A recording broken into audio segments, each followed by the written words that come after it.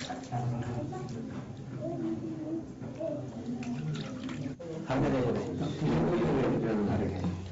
तीन तस्वीरों में काफी कुछ आपको समझ आ गया होगा देखने के बाद, और यही हाल यूपी में भी हो रहा है। एक और जहां पूर्वांचल में बरसात से बाढ़ जैसे हालात पैदा हो गए हैं और आम आदमी और किसान भारी परेशानी में है, तो ये दूसरी ओर पश्चिमी उत्तर प्रदेश में मथुरा जिले में किसानों को बरसात का बेसब्री से इंतजार है। बरसात के बिना किसानों की धान की फसल भी अब खराब होने लगी है, ठीक से रोपाई नहीं हो पाई है और जो फसल लगा दी गई है वो सूखने जैसे हालात में पहुंच गए हैं। ये रिपोर्ट देखते हैं आपको।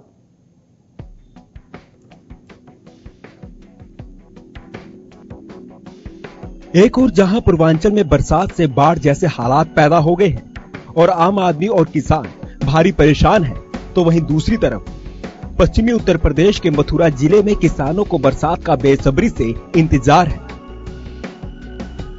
बरसात के बिना किसानों की धान की फसल की ठीक से रोपाई और सिंचाई नहीं हो पा रही, जिससे किसान खासे परेशान हैं।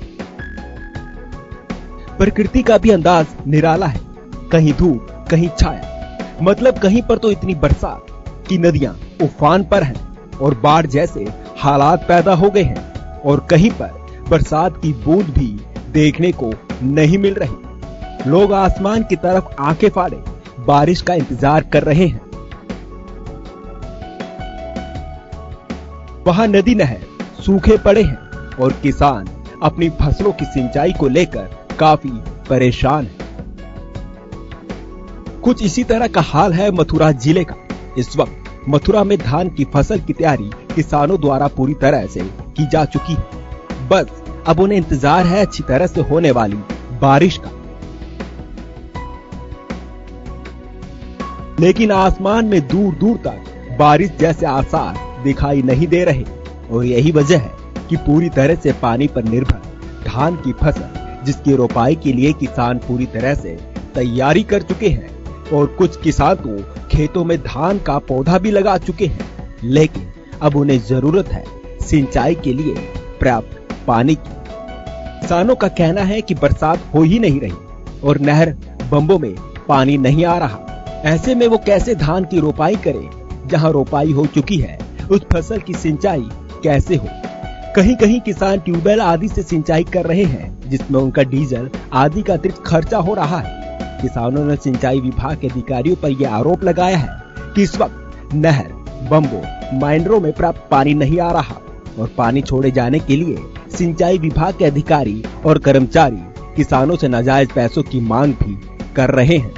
किसानों की कोई नहीं सुन रहा। किसान बर्बादी के कगार पर है और कर्ज में डूबे जा रहा है। Bureau report, JK24/7 news. तो बारिश के आस में है मथुरा के किसान। पश्चिमी यूपी में भी हालात कमोबेश ऐसे हैं, और इसमें मथुरा इलाका एक काफी महत्वपूर्ण इलाका होता है जहां पर तमाम तरह की फसलों की खेती होती है। लेकिन हालात कैसे बन पड़े हैं, इन किसानों की जुबानी हम सुनते हैं। तो बारिश है रही है और मतलब बोरन से खेतन भर रहे हैं, ट्रैक्टर डीजल फूंक रहे हैं, अंजन भर रहे हैं, पानी सूख जाए फिर वह भरे। बड़ी परेशान है ये, बहुत तगड़ी बिना बारिश की। अच्छा, बारिश नहीं हो पा रही है? बिल्कुल नहीं है रही। डीजल फूंक के परेशान है किसान, सभी दुखी। सर पानी नहीं है यहाँ, पानी है ही नहीं, नाले सूखे पड़े हैं यहाँ। और क्या हम मर जाए डीजल फूंक फूंक के ट्यूबवेल तक धान पकड़े। अच्छा, तो अभी तक बारिश नहीं हुई है? सर बारिश का एक टपका भी नहीं गिरा है। तो कितनी परेशानी आ रही है आपको? अरे सर परेशानी ऐसे आ रही है, रेल का आगे बालकन लेके ठाड़े जाओ। किसान के पास है कहा? ये बताओ किसान के पास छोड़ो कहा इसने। तो अब फिर आप कैसे रोपाई कर पाओगे? सर देख रहे बारिश हैगी तो कर देंगे, ना तो खाली पड़े रहेंगे, खेत सूखे पड़े रहेंगे। और क्या करेंगे यहाँ? कोई डीजल फूंक हो जाए, कोई ऐसा तो है नहीं किसी के घर से चोरी करना में पैसा हो पास में, जब तो काम भी करे आदमी। भैया बरसात आना है, नहरों में पानी ना आ रहा, धान सूख रहा, ये हालत है रही है। पैसा लगे और ना रहा, सब बेकार है हमारा। तो सरकार को क्या करना चाहिए आपने? सरकार कछु ना कर रही, सरकार क्या करेगी? सरकार ने तो उड़ोले के पहले झूठे सांचे वादा करे, तो वोट दो मोदी की, और न्यू है जो किसान के लोन माफ करे, और सख्त करे। किसान की समस्या कोई नहरों में पानी नहीं आ रहा, और अधिकारी पैसा मांगे, नहर खुलवा जाए तो नहर फूट रही नहीं, इतको बारिश पड़ रही नहीं, अब देखो क्या हालत है धान की। जब इसमें अलाउ नहीं है तो फिर बंद ही कर दे इससे पानी को, फिर क्यों देवे लालच, तो पैसा दे दे तो काम सीधा, और पैसा ना देवे तो पानी जारी। तो किसानों के हालात ऐसे रहेंगे और इससे लेकर किसान आत्महत्या करने को मजबूर हो जाते हैं। उत्तराखंड राज्य में भी इन दिनों कुछ ऐसे ही देखने को मिल रहा है। एक किसानों की मौत का सिलसिला यहां शुरू हो गया है, जो कि राज्य भर में अब तक 4 किसान बैंक नोटिस के बाद अपनी जीवन लीला समाप्त कर चुके हैं। ये ताजा मामला है सिर्फ एक सप्ताह भीतर के। और इसी दौरान उधम सिंह नगर की तहसील बाजपुर के ग्राम बांसखेड़ी में कर्ज में डूबे 38 वर्षीय युवा किसान बलविंदर सिंह ने भी आत्महत्या कर ली है।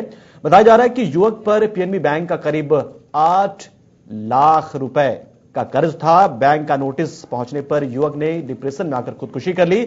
सूचना पर केलाखेड़ा थाना पुलिस ने मौके पहुंचकर शव को कब्जे में लेते हुए पंचनामा कर पोस्टमार्टम के लिए भेज दिया। इस किसान ने कर्ज लिया था और उसी कर्ज की वापसी को लेकर जब उस पर दबाव बना तो उस दबाव को वह नहीं झेल पाया और अपनी जिंदगी उसने खत्म कर ली।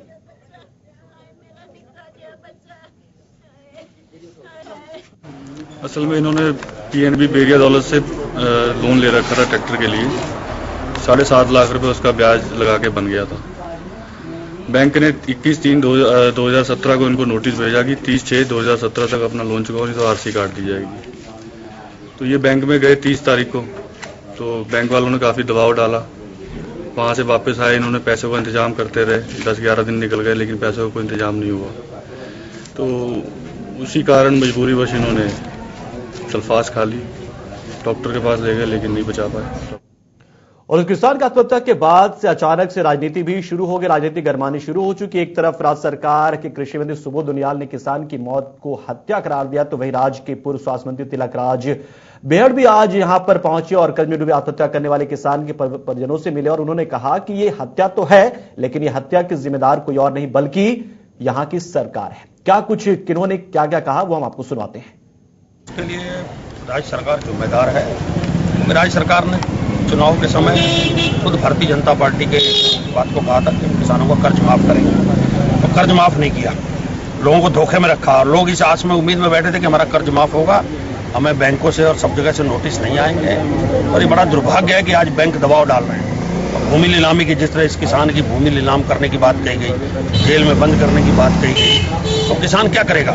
4 महीने का उसका बच्चा है जिसको उसने 13 साल बाद प्राप्त किया।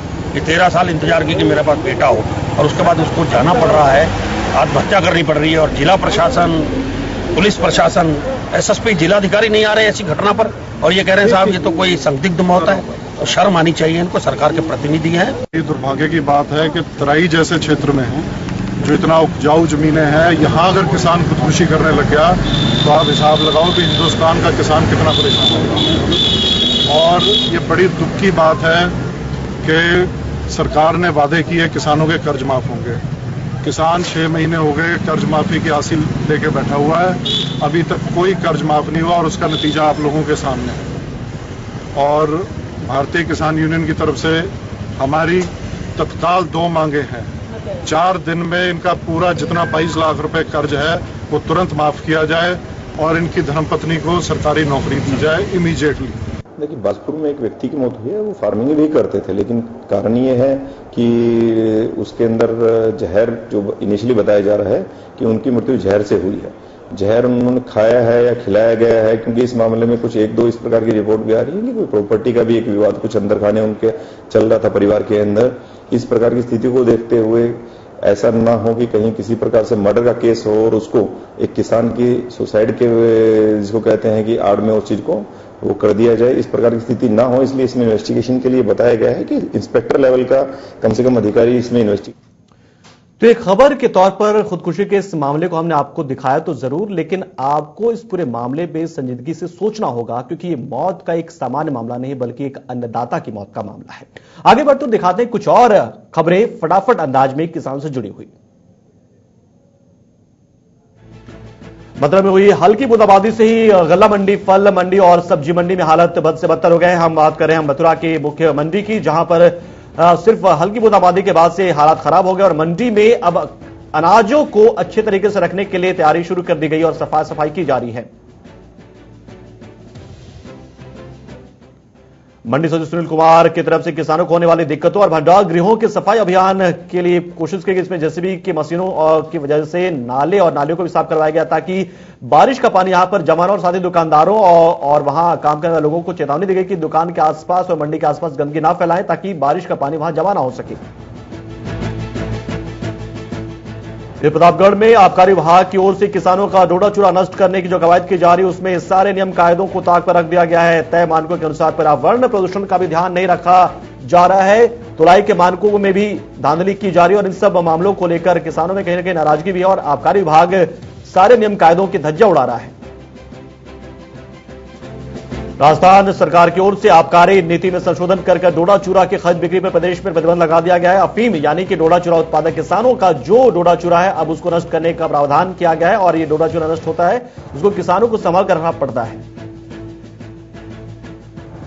और इन दोनों किसानों को ये डोडा चूरा नष्ट करने की प्रक्रिया चल रही है जो तय समय से काफी लेट से हो रही है। इस विषय में अधिकारियों का कहना है कि आगे से ही आदेश आने में देरी हुई इसलिए इस काम में देरी हो रही है, लेकिन लोगों का आरोप यह है कि जानबूझकर इस पूरे मामले में देरी की गई ताकि इस बीच में डोडा चूरा की तस्करी की जा सके।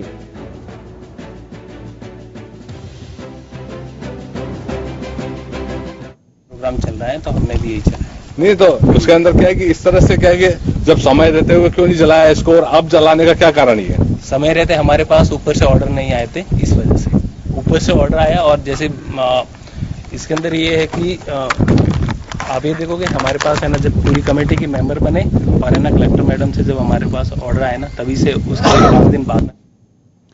इधर रुड़की के मंगलौर कोतवाली क्षेत्र में ताशीपुर गांव में किसान ने कैंसर बीमारी से जूझते हुए जान दे दी है। परिजनों का आरोप है कि चीनी मिल पर किसान का करीब 18 लाख रुपए का बकाया था और गन्ना भुगतान नहीं हो पाने की वजह से वो अपना इलाज करा पाने में नाकाम रहा और इसकी वजह से उसकी जान चली गई। परिजनों ने बताया कि समय रहते यदि चीनी मिल उनका पेमेंट कर देती तो शायद उनके स्वास्थ्य में और सुधार हो जाता और वो शायद आज जिंदा होते और इसलिए इलाज में पैसे की कमी आने से उन्होंने अपना दम तोड़ दिया। पैसे के अभाव में किसान की मौत के बाद यहां किसानों में गहरी नाराजगी। मृतक किसान की अंत्येष्टि के बाद किसानों ने यहां बैठक कर किसानों के साथ हो रहे धोखे के खिलाफ आंदोलन करने का फैसला लिया। बीच फसल ऋण योजना को लेकर 15 अगस्त तक पहला कैंप लगाकर किसानों को ऋण मोचन पत्र उपलब्ध कराए जाने को लेकर कानपुर में एक अहम बैठक हुई और ऋण माफी योजना को लेकर मंडलायुक्त ने इस समीक्षा बैठक को अंजाम दिया। जहां के मंडलायुक्त पीके महंती ने अपने शिविर कार्यालय में विकास कार्यों की समीक्षा बैठक करते हुए कहा कि लघु और सीमांत किसानों जिनकी प्रदेश में कुल मिलाकर 2 हेक्टेयर भूमि से अधिक नहीं है वो ऋण माफी योजना के लाभार्थी होंगे और इस पर काम किया जाए। ऐसे किसान जिसके पास फसली ऋण कोई रिजर्व बैंक के दिशा निर्देशों के अनुसार प्राकृतिक आपदाओं के कारण पुनर्संरचना कर दी गई है इस योजना के अंतर्गत आकांक्षित होंगे। ऋण माफी अधिकतम 1 लाख रुपए तक की होगी। ऋण माफी के लिए किसानों के बैंक के पास पासबुक की एक कॉपी करानी होगी। इसके अलावा अपना आधार कार्ड और साथ में अपनी जमीन के कागजात जमा कराने होंगे।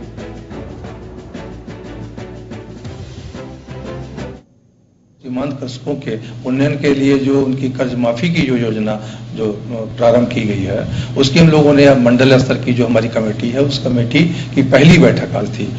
कमेटी का गठन कर लिया गया था और उस कमेटी की पहली बैठक जो भी उसके सदस्य थे माननीय जो सदस्य हैं जो मंडलायुक्त की अध्यक्षता में है और हम उसके सह सचिव हैं, हम उसके जो है सदस्य सचिव हैं और संयुक्त विकास आयुक्त और उसके जो ज्वाइंट डायरेक्टर एग्रीकल्चर है उसके सह सचिव हैं, सभी जिलाधिकारी, सभी मुख्य विकास अधिकारी उसके सदस्य हैं और जो मंडल के जितने भी बैंक्स हैं उनके जो नियंत्रक अधिकारी हैं इसमें रीजनल मैनेजर हैं, उनके जो आरएम्स वगैरह हैं वो भी उसके मेंबर्स हैं।